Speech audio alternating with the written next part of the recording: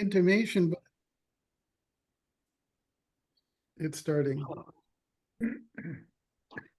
Okay, so it's 11:01 Pacific time. Why don't we begin the session?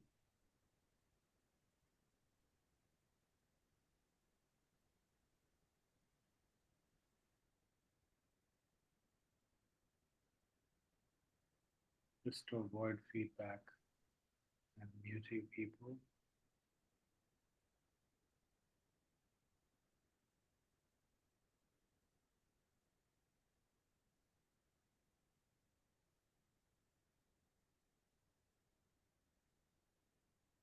So namaste everyone. Welcome to the Cultural Integration Fellowship. And thank you for joining us. We were founded in 1951 by Dr. Haridas and Beena Chaudhary as a center of universal religion and spiritual practice. And in keeping with the spirit of unity in diversity, we honor the spiritual traditions of diverse cultures and religions. Today's talk is by Santosh Krinsky, titled, What Can We Each Do to Support the Evolution of Consciousness? Santosh has been studying Sri Aurobindo's writings since 1971 and has a daily blog at sriaurobindostudies.wordpress.com and podcast located at anchor.fm/Santosh Krinsky. He is the author of 20 books and is editor in chief at Lotus Press. He is the president of the Institute for Holistic Education, a nonprofit focused on integrating spirituality into daily life. Videos, presentations, interviews, and podcast episodes are all available on the YouTube channel. The URL is youtube.com at Santosh Krinsky 871. More information about Sri Aurobindo can be found at aurobindo.net. The US editions and links to ebook editions of Sri Aurobindo's writings can be found at Lotus Press with the URL lotuspress.com.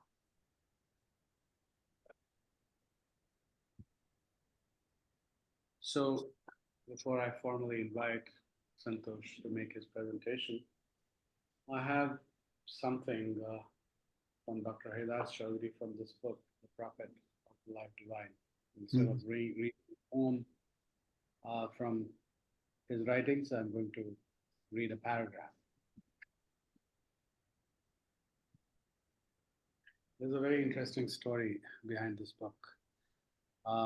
In 1998, even before I had gone to San Francisco, this book was presented to me by my aunt, who was a resident of the ashram. I pulled this book out from the shelves, and I thought that I should read something from the book. It's from the section Individuality and Activity Conceived as Compatible with Spiritual Illumination. Dr. Haridas Chaudhary writes, but is it not active cooperation with the creative impetus incompatible with the attainment of the highest state of spiritual illumination? Is not all action but blind movement of the ignorance? Or, in other words, do not all works proceed from non-discriminating self-identification of the spirit with nature? That indeed is what the time-honored tradition of ascetic mysticism would affirm. Moreover, perfect union with the Supreme is affirmed to be destructive, not only of activity, but of individuality itself. On the attainment of complete liberation, nirvana and moksha, there is supposed to be a total cessation of all being in absolute naught. or a static absorption of the individual self in the supra-individual spirit. This removes even the remotest possibility of all action. Dissolution of individuality not only renders action impossible, but makes all talk of it meaningless. The philosophy of integral non-dualism, however, exposes the untenability of this whole line of thinking. It sheds a new light upon the concept of individuality and activity. It shows that they are perfectly compatible with the highest form of liberation or spiritual illumination. There is no reason why individuality should be dissolved at the drawing of the sun of pure knowledge. Individuality is emphatically not a product of ignorance or Maya. What depends upon the action of ignorance is the individualization of the lower nature, the ego, the limited and unsatisfactory character of the surface being. This is a beautiful section, from this chapter, the philosophical basis of integral yoga. And I already gave you the section from which these lines have been taken.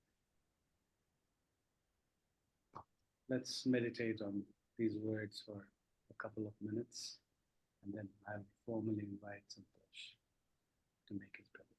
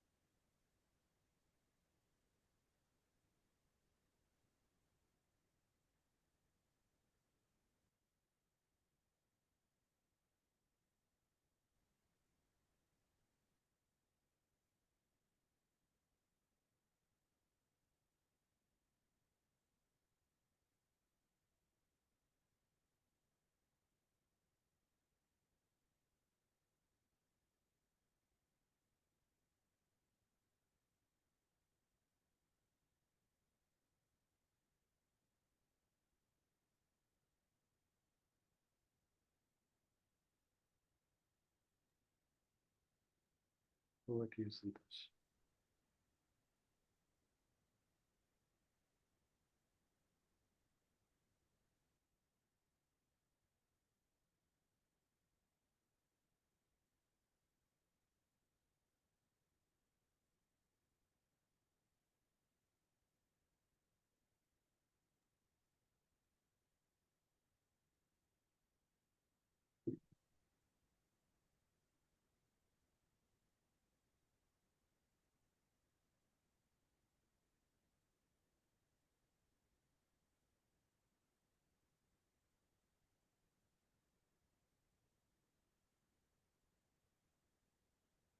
Santosh, you could begin.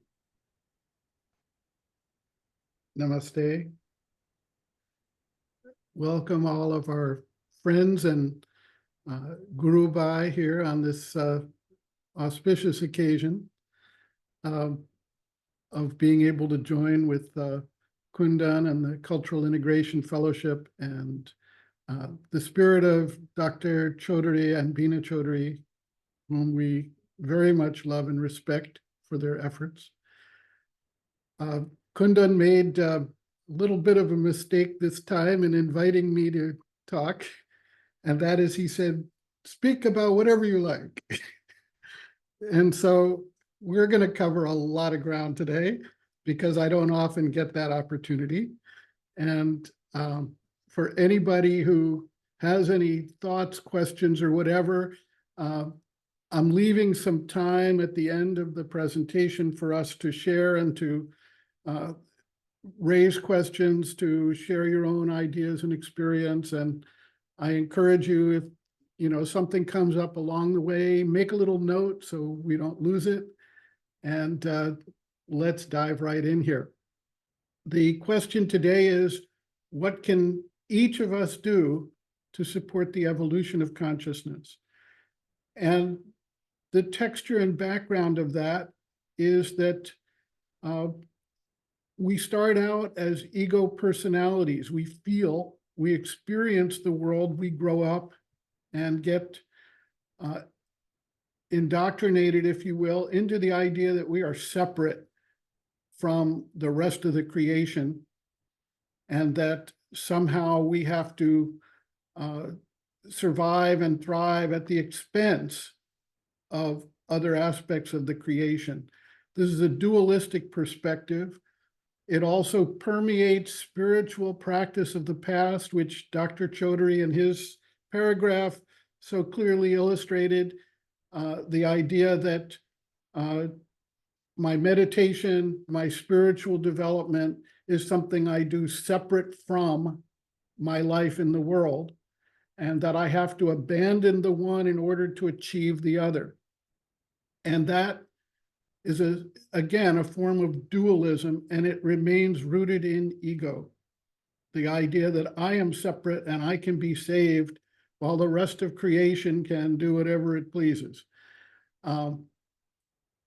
That creates for us a lot of confusion. As we become awake and aware of spiritual development, we say, well, we want to meditate, we want to go on retreats, we want to do these things, and we create a duality in our own lives. We say, well, I don't have time to do the meditation right now because I have to go to work. We separate things into little compartments. And that basically keeps us small, weak, and helpless when we face the world. We come out and we see all the problems of the world. And we've gone over this in past talks about the existential crisis of humanity, all of the myriad things that our vital and mental consciousness have created that are threatening to destroy our very existence, and the need for an evolution of consciousness in order to save that. But we haven't yet understood the oneness, the non-dual nature, as Dr. Chaudhuri points out, of our existence. We are not separate from each other, and we are not separate from the world as a whole. We are those things that we see. We participate in them, whether we live isolated as hermits somewhere in a cave or a forest or a mountain retreat or a monastery, or we participate fully in the life of the world. And so the question then comes up, okay, we've tried political solutions, we've tried economic solutions, we've tried religious solutions, we've tried uniformity, trying to make everybody fit into the same bed of Procrustes that is somehow going to unify humanity, and every one of these choices that we've made in the past over thousands of years have failed. We are still faced with the same problems, and the crisis has grown because we haven't yet addressed the core issue. One of the things that always impressed me about the philosophy and spirituality of India was the focus on the core conception of finding out that being known, what gives, in other words, knowing what, being known, tells us everything about creation, that core principle. And that principle is that with the unity of our consciousness and our psychology and our relationship to the world, we have to find a way to make, as Sri Aurobindo points out, all life into yoga. And what does that mean? From the grand perspective of the evolution of consciousness, Sri Aurobindo points out that nature is undertaking an evolution of consciousness, what he calls the yoga of nature, and it can take millennia. Human beings, as they awaken to their spiritual capacities, have the ability to consciously participate and help speed up the yoga of nature.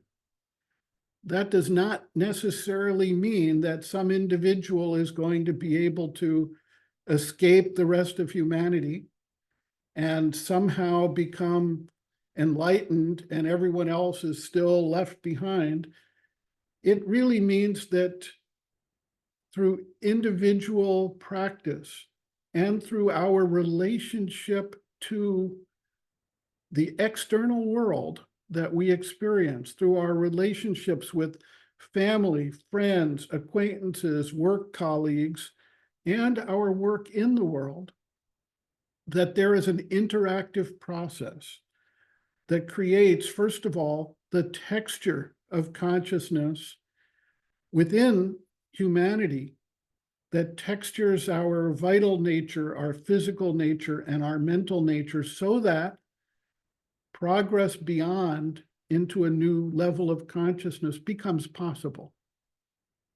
And secondly, that through our evolutionary development, we vibrate back into that collectivity, that progress, and thereby help all of humanity gain the platform, if you will, of developing that next phase of consciousness.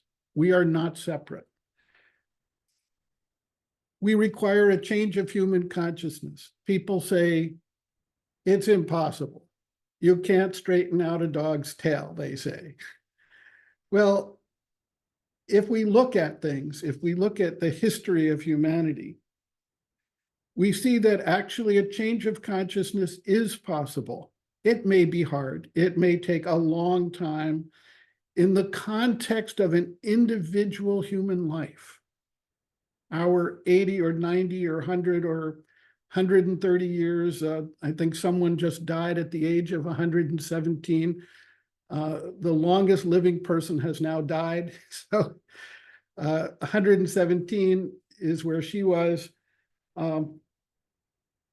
We don't see the change necessarily because the time frame of change is slower than the speed of our lives.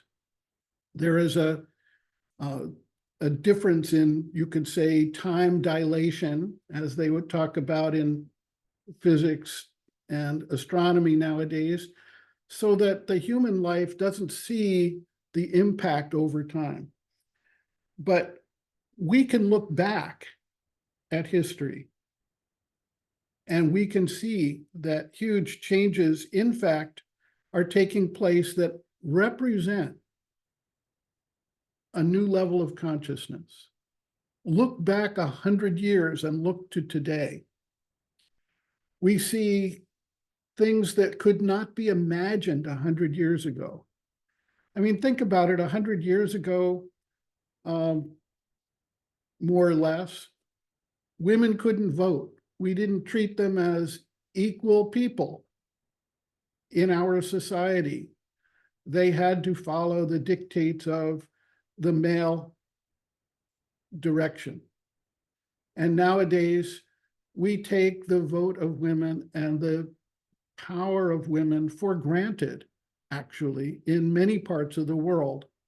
Is the change complete? Not yet, but we can see the change. Europe has changed. United States has changed. Other parts of the world have changed. There's still change taking place, and there's still a resistance to it from those forces that want to maintain the status quo ante.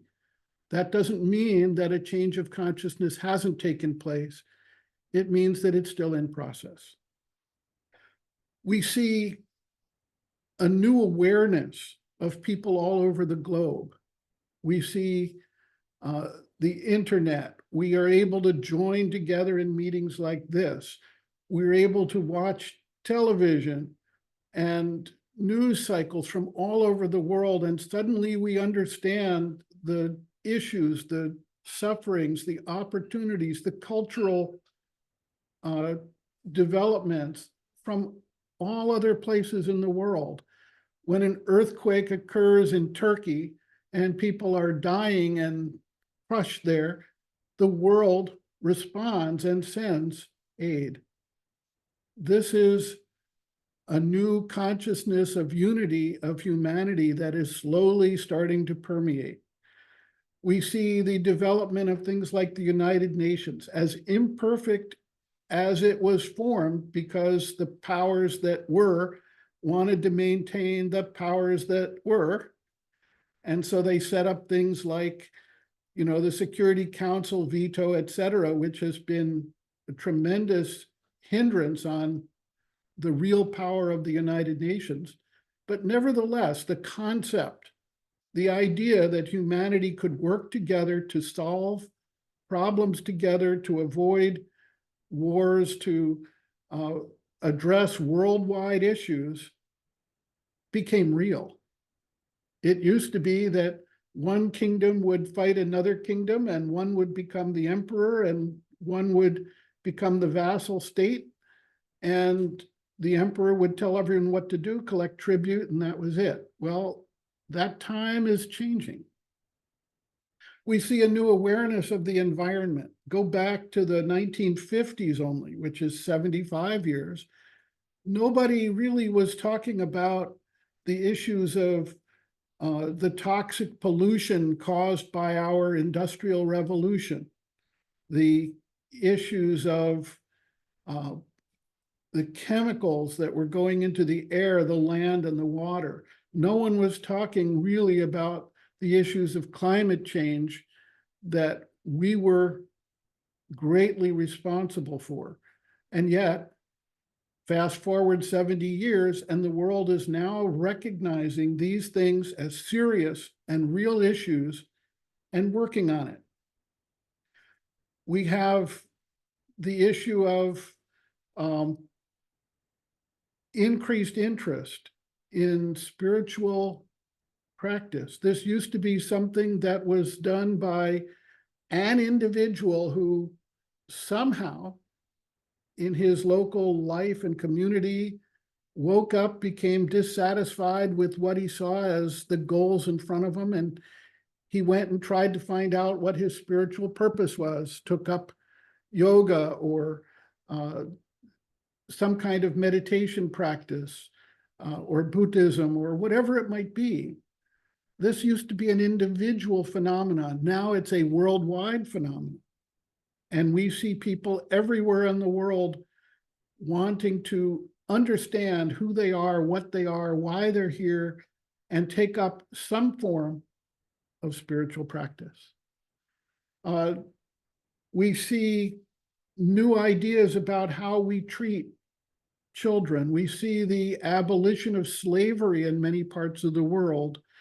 We see very, very serious issues of how we want to relate to each other, the sensitivity, the idea that there are new ways to relate rather than the former win-lose psychology that has controlled humanity for how many millennia. So these are all signs of a new consciousness, but there is actually another sign of a new consciousness that people don't always acknowledge. And that is the strength and the aggressiveness of the resistance to it. We see today an enormous resistance coming up. The idea of authoritarianism, the idea of dictatorial control, the idea of trying to roll back all these changes. And these resistances actually are a sign that this new consciousness is active, and those forces of the past, those forces of the status quo, feel it, understand it intuitively, and reject it, and they feel like their existence is threatened. And as they say, a cornered beast is the most dangerous. And so instead of becoming concerned about, well, where is the change? We see all these retrogressive forces highly active in our world. We can appreciate that they actually are a sign of the new consciousness. So once we recognize that a new evolutionary consciousness is possible, we have to look at, first of all, how does it come about? What do we do? And how does that impact the situation of that texturing of consciousness of the whole world that needs to be coincident with our own individual action?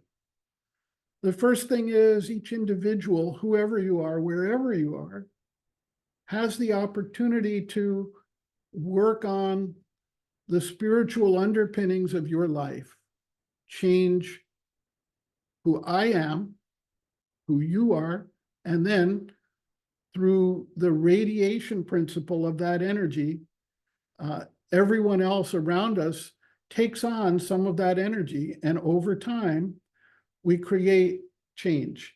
I have an interesting example. Back in 1973, I was residing at Sri Aurobindo Ashram in Pondicherry, and for a short time, I was working in the dishwashing section.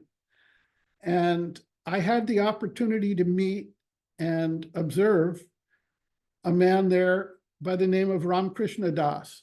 Many of you have met him or heard of him. He was, in his own right, a head of an ashram, a guru from Orissa, and he had come to the ashram, and he was in the dishwashing section. He was drying plates. And he had such a peaceful and radiant demeanor. And people would come to him and they would touch his feet and they would ask for his blessings. And he was washing dishes. And yet he had an impact on many, many thousands of people, including people I know today, 50 years later, in the United States. The impact radiates. We can't see it in our short human lives, but over time and over space, that change radiates.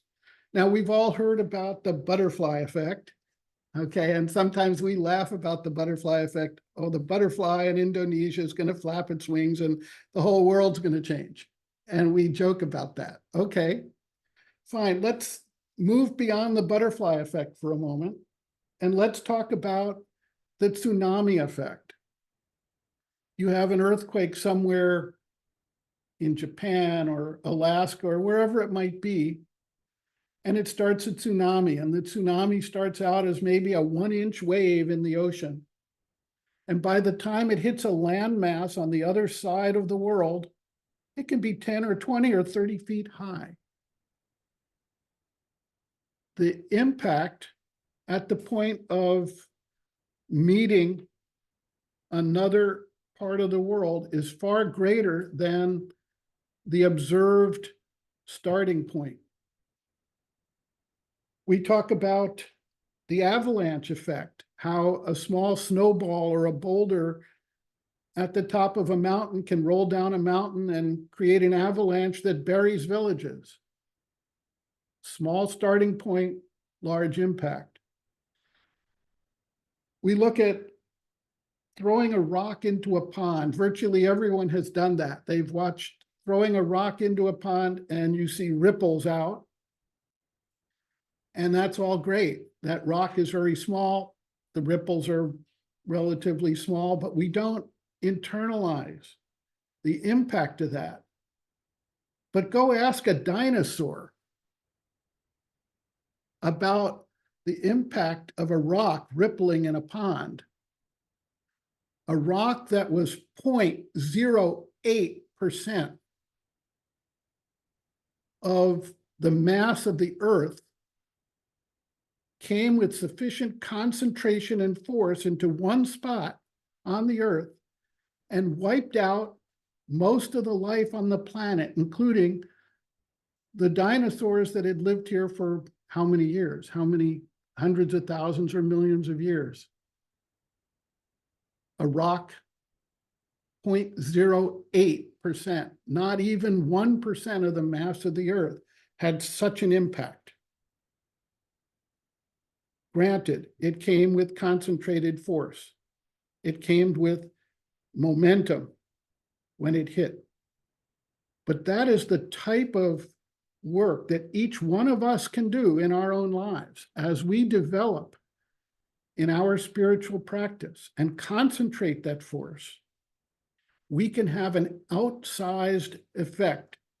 I speak to people sometimes about what I call the 1% solution. If you have a straight line of where humanity is going, and you're able to change the trajectory in your time, even by 1%, over 400 years, you're going to be this far different in terms of where you wind up. And so people say, well, okay, there's 8 billion people on the planet. What can I do? Well, everyone contributes to that texturing of consciousness, but people who are awake and aware and focused have an outsized influence. You don't have 8 billion equally influencing people on the planet. We look at, we have an example here in the United States of someone by the name of Johnny Appleseed. Okay, now he was a pastor and he ran a nursery. And he went around a number of states and arranged to have thousands of apple trees planted. And even today, people are eating apples in this country because Johnny Appleseed went out and did what he did. So we say, okay, well, we see many, many such examples.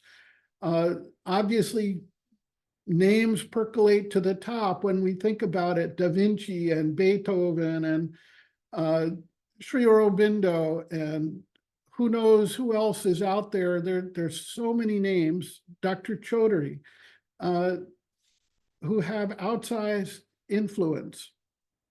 We see people that you may never have heard of. There was Catherine Long and the Lady Doubting in the United Kingdom. And back in 1963, they decided that they wanted to address the issue of animal testing of cosmetics, the torturing of animals so that we could have cosmetics. So they started a movement called Beauty Without Cruelty in 1963. And who's ever heard of these people? But everybody today knows about the cruelty-free pledge of cosmetics all over the planet. And most people have started to hear that there are countries all over the world who are banning the testing of cosmetics on animals. Who thought back at that time that these people starting a small concept company could have that effect? Now, I'm a direct line of descendant from them because I wound up buying the Beauty Without Cruelty brand here in the United States some years ago, and I carry on their legacy in that sense. But other than that, who else has heard of them? So when we think about it, instead of feeling like I'm just so small and insignificant, what can I do? Instead of getting depressed about how big the problems are and how small I am, I suggest that everybody do whatever you can do, and you will have an outsized influence compared to billions of other people on the planet, just by being who you are and doing what you do and being awake and carrying that consciousness into your relationships, into your work, into your educational practice, into your retirement. Now, I hear many people, it's like, I've worked my whole life and now I'm retired and I just want to enjoy myself. Okay. When you really talk to these people, you find out that they feel like their lives are empty in many cases. And the mother has said an aimless life is a meaningless life. So take your retirement and turn it into something beneficial, whether it's creating beauty in the world, whether it's raising beautiful plants, whether it's volunteering and doing something, whether it's just being a good influence and a peaceful, happy person relating to the people around you. It has an influence. We've heard about the 100th monkey phenomenon. And let's talk about that for a moment, because that's really very interesting. Some people were studying a tribe of monkeys, I think it was in Southeast Asia or Indonesia somewhere, and they found that one monkey was washing its fruit before eating. And as they continued observing, they found that other monkeys began to adopt that practice. And then eventually, virtually the whole tribe of monkeys there started washing their fruit. What they didn't expect was that at a certain point, when all the monkeys in that tribe were washing their fruit, monkeys the world over began to wash their fruit. Now, they didn't have the benefit of telephones, internet, and all those other things. They had the benefit of what Teilhard de Chardin calls the noosphere, the sphere of mental energy, just as we have a biosphere, the sphere of vital energy, that permeates the world. And when enough monkeys focused on the same issue, other monkeys who became receptive to that vibration somewhere else in the world were able to pick it up. And we see the same thing happening in humanity. So the challenge for each of us, when we think about how small and insignificant we are, is which one of us may actually be the 100th monkey for humanity? How do we know? We won't know. But that is one of the challenges in front of us that we have an opportunity for. So what are the qualities we should inculcate? Because not all of us can do deep meditation, and not all of us can do big works of some sort. If you have the capability to do things that impact climate change or green energy or healthful food production or whatever else, then do it, please. But if you're living your life and that's all you can do, whatever work you take up, try to do it with the right spirit, that yogic presence. Radiate the qualities of peace, harmony, balance, light, goodwill, compassion. Reduce egoism, respect for all beings, and appreciate the power of truth. If we do that, we begin to see changes in the way other people relate to us. And we see changes in many cases slowly, albeit because people are dealing with their own issues, in the people around us. And eventually we can build a culture of consciousness.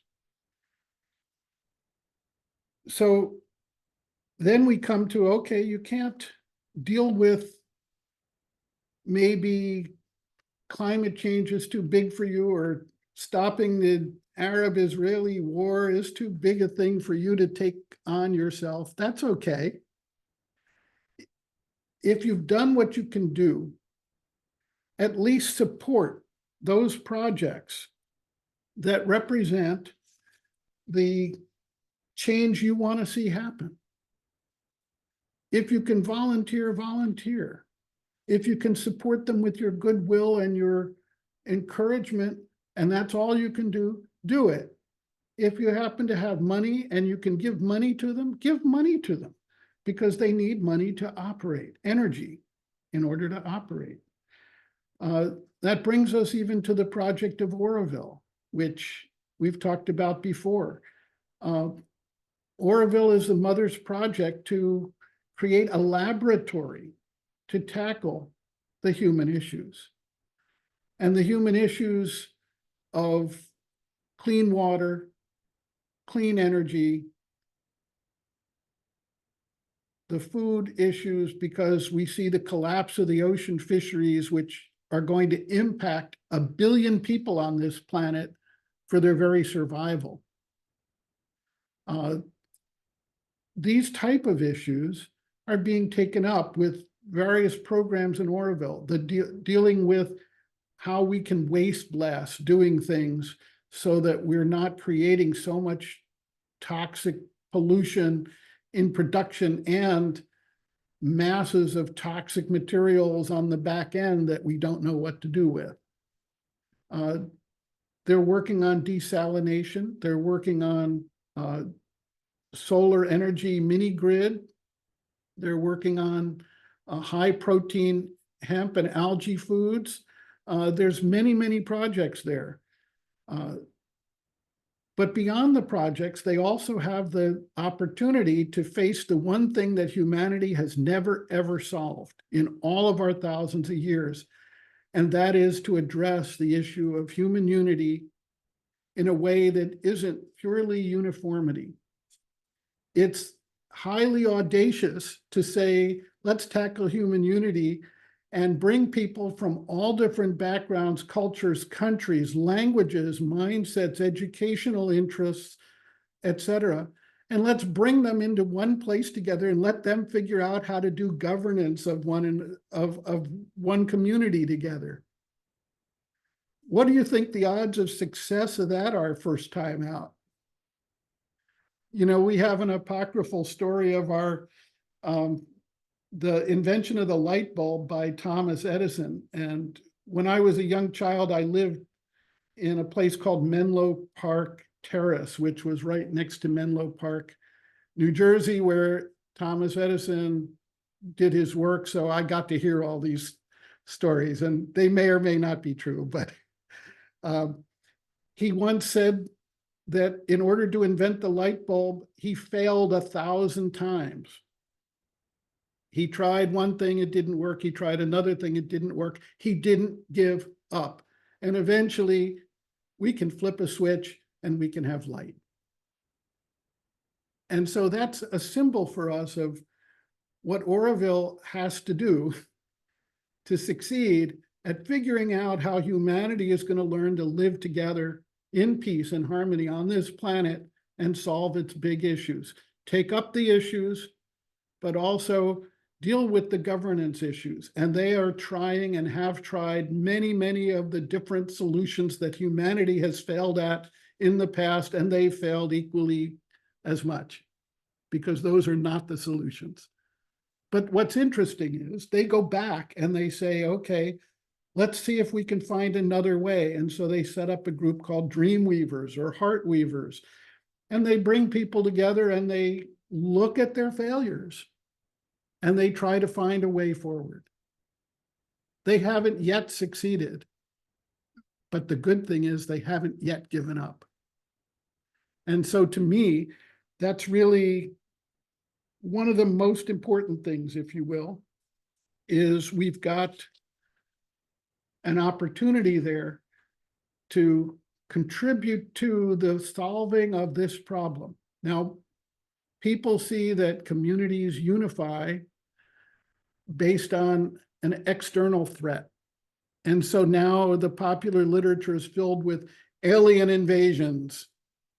And that's supposed to be something that everyone is afraid of, and that's going to bring us together somehow. We're going to all fight the aliens, or whatever it might be that they think it is. But actually, I think the threat is closer to home. I think the threat is our own existential crisis, the sixth planetary die-off that we are facing right now, right here, right now. We don't need aliens to wipe us out. We're prepared to do it to ourselves. And so this needs to be addressed. And as we wake up to this, we have the unifying factor that can bring humanity together. The appreciation at some point that all of the wars, all the mass migrations, all of the toxic chemicals are things that really we have to face and confront and solve. And so what can we do? Okay, I mean, we've got address climate change. We've talked about, okay, what can you do about that? Well, you might be able to do solar vehicles, reduce your energy waste, et cetera. One of the big things that people don't realize is one of the greatest causes of climate change, global warming, happens to be the raising and eating of animal foods. And okay, not everybody is prepared at this moment to go vegan, but just think, if you cut your use of animal foods by 10% or 15% and start to substitute in your diet, that has its impact, a positive impact on climate change, possibly also on your health, and reduce all those pains and sufferings that people have because of the animal food production, the deforestation that goes with that. Conservation of water. We have a huge water crisis in this world because fresh water is being squandered, lost, and misused. And with the rise of the seas and the melting of the glaciers, we're actually accentuating the freshwater crisis. We have a similar issue with virtually everything you see in the world. You can do something about it, whatever interests you. This is not a one-size-fits-all solution.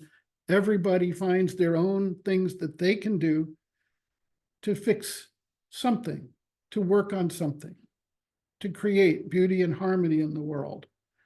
Mainly to focus your time, energy, and attention on being a benefit to yourself and others on the planet. So with that, let's open it up for conversation.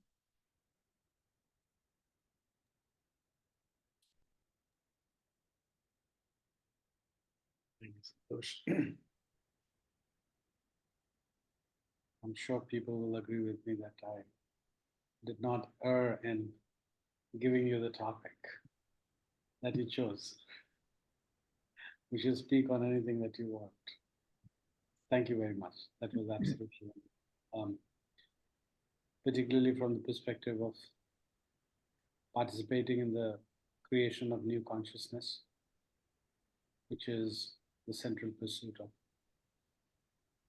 integral yoga. I see Margaret's hand up. So Margaret, please unmute yourself and come in. Thank you so much, Santosh. I think it's always good to mention what's impactful for the person. And for me, the fact that you mentioned the timeline up front, that, well, first of all, that the actions are not always seen, and that the timeline is such that it may occur after your lifetime. I think that helping people take that in at a deeper level, we're so, our egos are so much into, I want to see my impact, right? So along with the shift in consciousness that you're advocating, that shift in consciousness will help us with that timeline issue, right? Also, I just wanted to mention that I think for myself and many others, we've had a real sort of in-your-face version of this in the United States, of the outer looking bleak, put it this way, or not being able to face or handle what looks like what's coming. And I really want to emphasize that working with Force and Mother and Sri Aurobindo's Force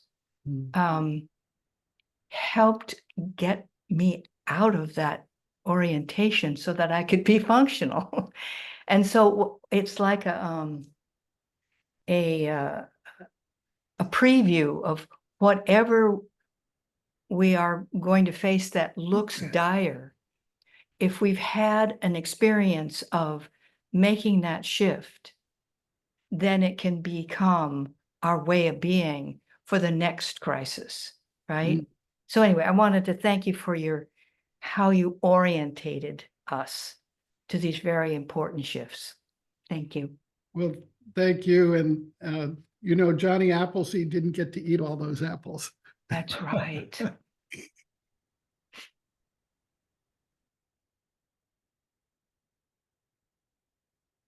Michael?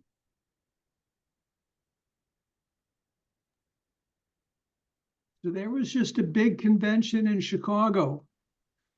And I'm reminded that what we heard from many speakers was the same thing. They said, do something.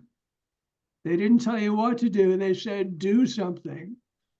And don't delay too long about it.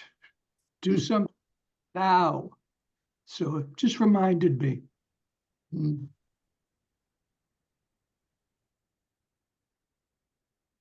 Thank you.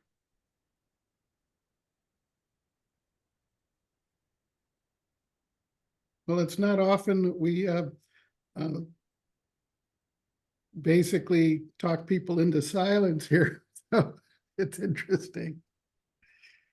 But anybody else want to add any points to our discussion here? Something that you found valuable or beneficial in your life to move things forward?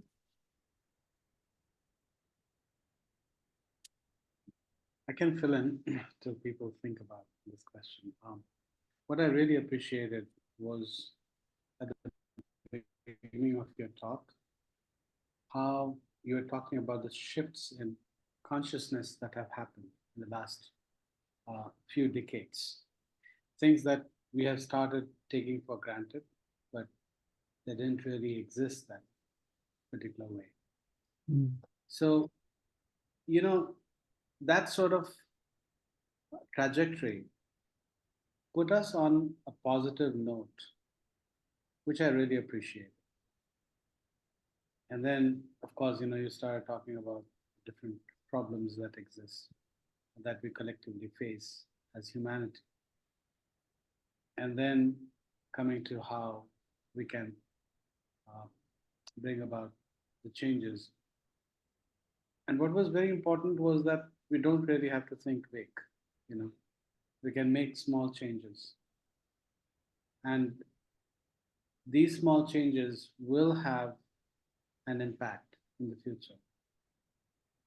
And if we are really concerned about the cause, if we are really concerned about the nature of transformation, the way I interpreted it was that it doesn't really matter whether we are alive in this body to see the change or not, but the fact that the change will happen.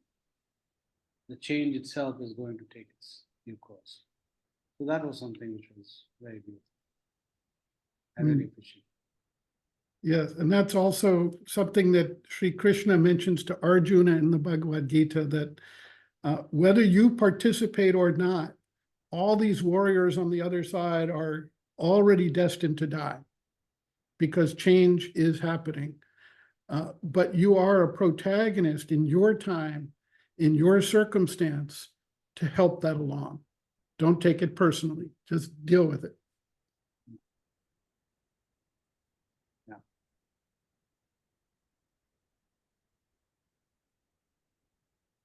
Yes, sure. Thank you, Santosh, for your enlightening talk. I'm wondering whether you could share maybe about your own experience on maybe the difference of the contribution we can make at different stages of our lives. Because when we're, let's say, in our 20s or in our 30s, we probably don't have the same kind of contribution to the evolution of consciousness as later stages in life. And also finding this balance between being, sometimes just being here with consciousness as a witness is sufficient to, provoke change or provoke, whatever. And sometimes we need to do more the karma yoga. So could you, I don't know, maybe share on your experience or your point of view on these aspects? Well, sure. When I was in high school, I took jobs, whatever jobs I could get at that time, because I needed to earn some money. I wasn't involved in any yogic practice or anything. But one thing I did take away from it, and also in my schooling, was I tried to give it 100%, and I tried to do it cheerfully. I didn't go to work grumbling and saying, oh, what a rotten job this is. Why? I just have to go make money. I went there and said, I've been granted the opportunity to participate and earn some money here. Let me do it with full energy, full enjoyment, full concentration, full involvement. And I got through school that way. And when I got to college, I got a little lost and dropped out of college after something of what you might call a near-death experience. And after seeing the futility of a lot of the political and other actions that were taking place to try and stop the war in Vietnam, and went to Europe and started studying and practicing yoga. And that's actually where I came in touch with Sri Aurobindo. But the attitude that I took as a young person is something I encourage young people to undertake, that I encourage the children of my family to do, and they encourage their children to do. And that is, do whatever you do with a goodwill, with the best effort you can make, concentrate on it, and really try to make that work. As you go into careers, it's the same thing. It may not be the ideal job of, changing the planet, but do it with a goodwill and relate to people in a way that's respectful and honest and compassionate. And that will automatically change the texture of your community of people that are around you and how maybe they react to things. If you become affluent through your work and you have extra money, well, I always felt like trust fund babies tend to have bad outcomes. It's just a history. It's one thing to let your children have a certain amount of resources to carry out their lives with. It's another thing to make them mega millionaires. We see how that's turned out on our political stage, as Michael might point out to us, having just gone through a convention illustrating what disasters a trust fund baby has created in this country, they just don't have a perspective. And so if you've got extra wealth, take some of it and dedicate it to the work that your children are doing, that's fine. And take some of it and apply it to whatever projects or opportunities or groups you find are doing a good work. And, create a legacy that outlives you by forwarding the projects. If you're a retired person, make your life valuable to yourself and others. Don't just vegetate and think, I worked my whole life, and so now I just get to knock off. And if you're in a field that can do something, invent a new energy, or find a way to be more economical of energy, or help with fresh water, whatever it might be, then of course you're already doing something concrete at the inflection point. So I think I've covered all the different gamuts of life. If you've got health issues and you're bound to a bed and you're struggling and suffering and you feel like you can't do anything, well, my wife actually tells a story. She was doing hospice for a while, and there was a lady in hospice, and she was always extremely cheerful. And then she decided she was getting close to her time of death. And now she wasn't practicing yoga or doing any of these things. She was just there in hospice, struggling with her declining health. And so she said, I need a little help. I want to get some notes written. I want to give this to this person who can use it, and this to that person who can use it. And she started distributing all the little things she had in her life to people who would find a benefit from it. And when she was done, she smiled and she said, I've completed everything. Now I can die peacefully. So even people in hospice, even people suffering health issues that are preventing them from doing anything else, have the opportunity to contribute to the evolution of consciousness. Thank you, Santosh. Thank you very much. And thank you, Kundan. Wayne, please unmute yourself.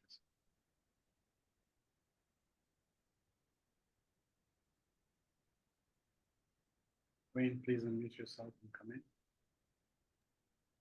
Okay, well, thanks for letting me speak. Just wanted to, before I forget, I want to thank Kundan for his book. It fits so well in my spiritual practice. It's my framework now. It explained a lot of things to me. So thank you so much for the book. And Santosh, I want to thank you so much for that Sri Aurobindo study that you publish. I'm there every day, so it's great. So let me get to the point here. When I retired 6 years ago, and I'm 70 now, something rang in my. I've traveled a bit, and I was in the Peace Corps in Ukraine. I've done a lot of weird things, but after I retired, traveling and doing something for myself didn't seem to be very productive. Except one thing I could do was make myself the best I could be in body, mind, and spirit. Now I don't know where that came from. I did practice yoga, but it's hatha yoga off and on for about 40 years. But that's what I decided to do, best I could be in body, mind, and spirit.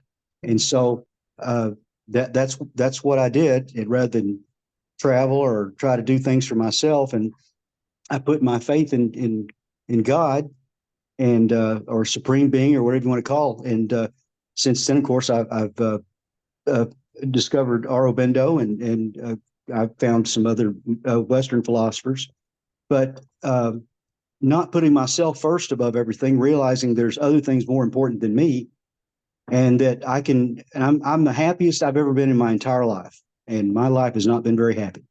So I'm very blessed to be a member of this group, and it's been a life changer for me. I've really, but basically starting with yourself is the best place to begin. If you want to find something, start with yourself and make all the changes you possibly can that will make the world a better place. And then you can branch out into other things because like I say, I'm kind of a professional volunteer. I can tell you lots of stories about that. It's sometimes rewarding and sometimes not so rewarding. And you really don't even want to do it for the reward. You want to do it for just the cause and forget about reward. But that's kind of my 2 cents worth. And this is incredible stuff to talk about. I love it and hope we can all change the world. Thank you. Well, thank you.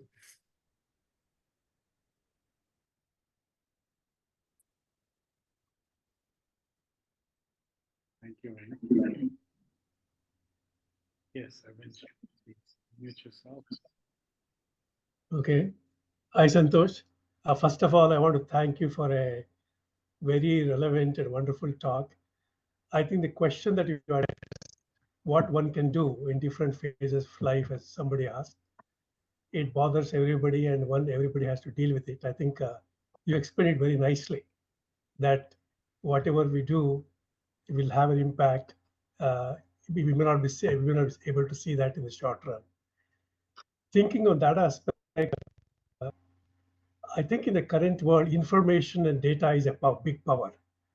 Even if we are not doing anything, we always share information, different ways and different modes. So that itself is a power, I think, one point. While sharing that, I think if we can use a lot of judgment and make sure that we share the data and information which is only constructive and positive, that goes a long way in bringing about small changes. I feel that personally when interacting with people and also sharing the information. That reminds me of one of the quotation from Lao Tzu, a very beautiful quotation, I remember. So one man sits at his home and has noble thoughts, beautiful thoughts, and the reverberations are heard thousands of miles. There is so much true in the present world that we all share information and talk about it. So one big thing I think we all, the way you're doing, whatever we learn, if we keep spreading it and share it with joy, that itself will create a field and domain. I feel that personally. Thank you for a very wonderful talk. Well, thank you. Yeah, thank you.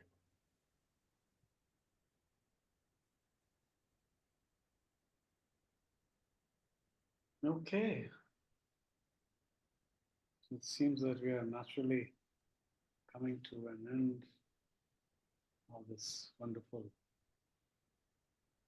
gathering. Thank you once again, Santosh, for Thank you so much. the presentation. We really enjoyed it. It was absolutely Thank you, fabulous. Santosh. And Thank you. Susan. Thank you. everyone. Thank you very much. Take care, everyone. It's late at night for me. It's time to say good night. Take care. Thank you. Good night. Thank you. Thank you.